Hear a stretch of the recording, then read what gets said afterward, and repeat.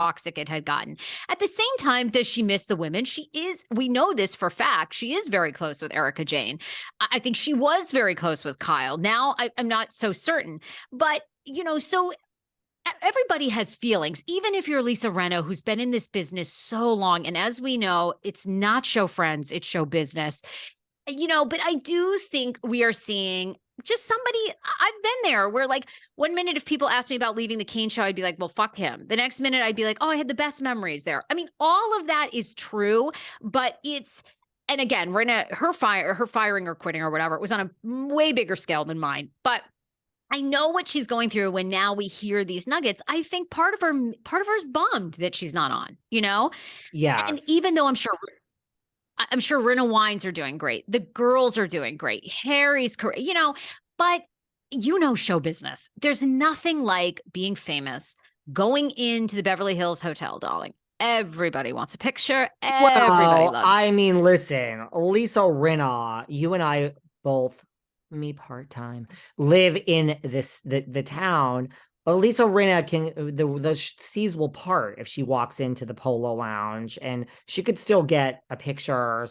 I mean, Lisa Rinna is still wanted. Yeah, but the questions are different. The questions are now, I miss you on the show. I wish you were still on. Would you ever go?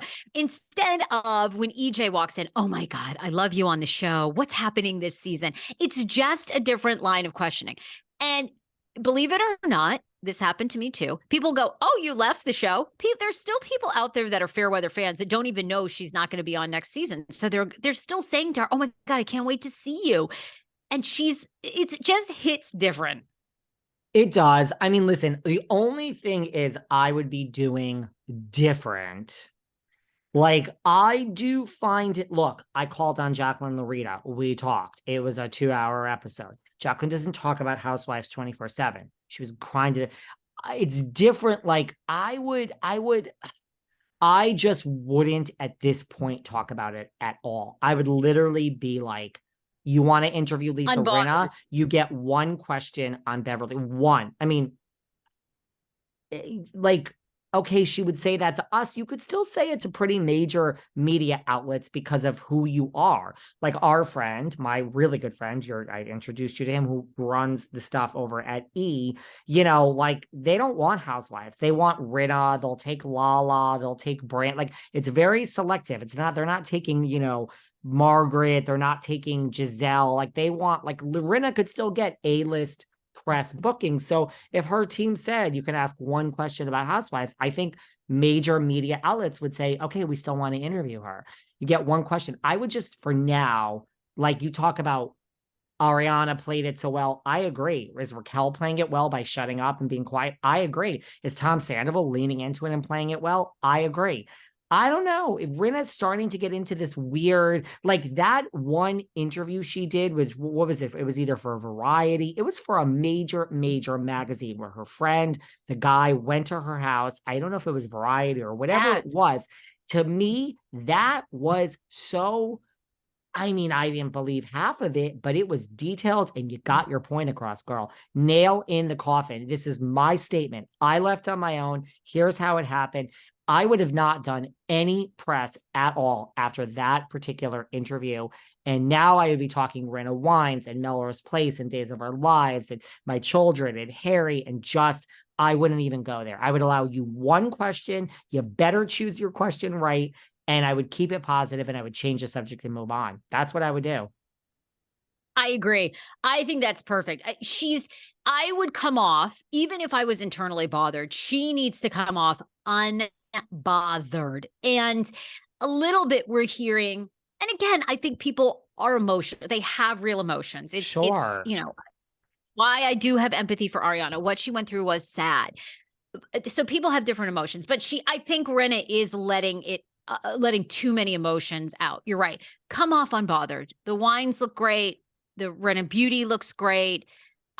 I do agree. And it's a little surprising from Rinna because Rinna kind of built that persona of no fucks to give, Now it's seeming like, again, people are human, but now it seems like she does have some fucks to give, right? She does, That's just how it comes off, I think. And by the way, that's when you get asked back. Like when you're minding your own business and you're not really talking about it and you're well adjusted and they're like, huh, maybe it's time. So I don't know. I just think, look, she's not coming back anytime soon. But I just think, yeah, it's like the narrative. Listen, I agree with everything you said. I could see you doing that with the Kane show. I get it. It's real emotions.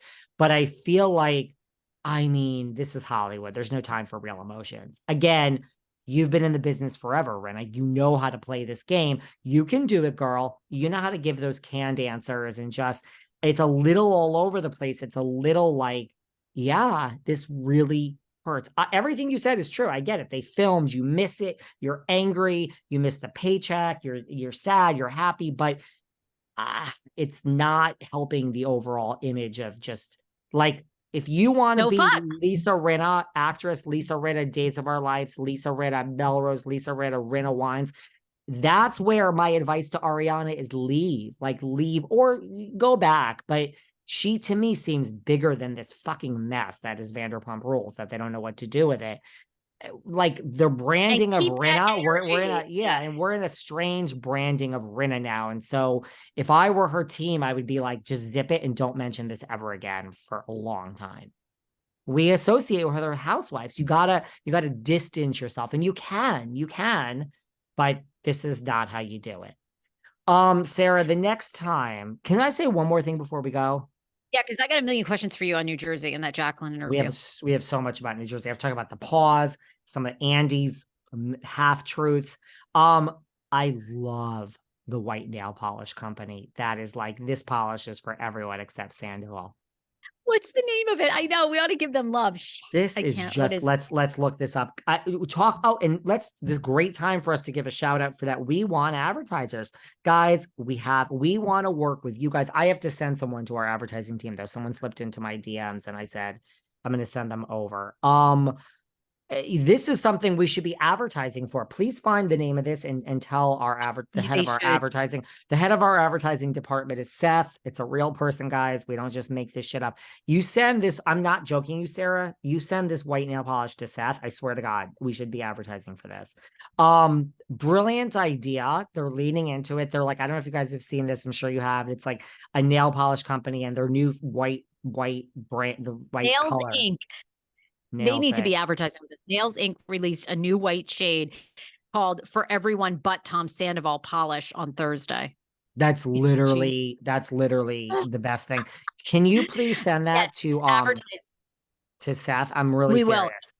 It's Email literally us the Sarah Fraser Show at gmail.com. I'll put you in touch. Put us in touch. And advertise with us 100%, 100%. Send the nail polish over. Anyone that wants to advertise with us, we are close to closing some deals, but our ad space is still open. Not desperate, just want to work with all of you guys. Sarah, we got to talk next time about New Jersey. Bye. You can follow me at the Sarah Fraser Show everywhere: TikTok, YouTube, Instagram, and new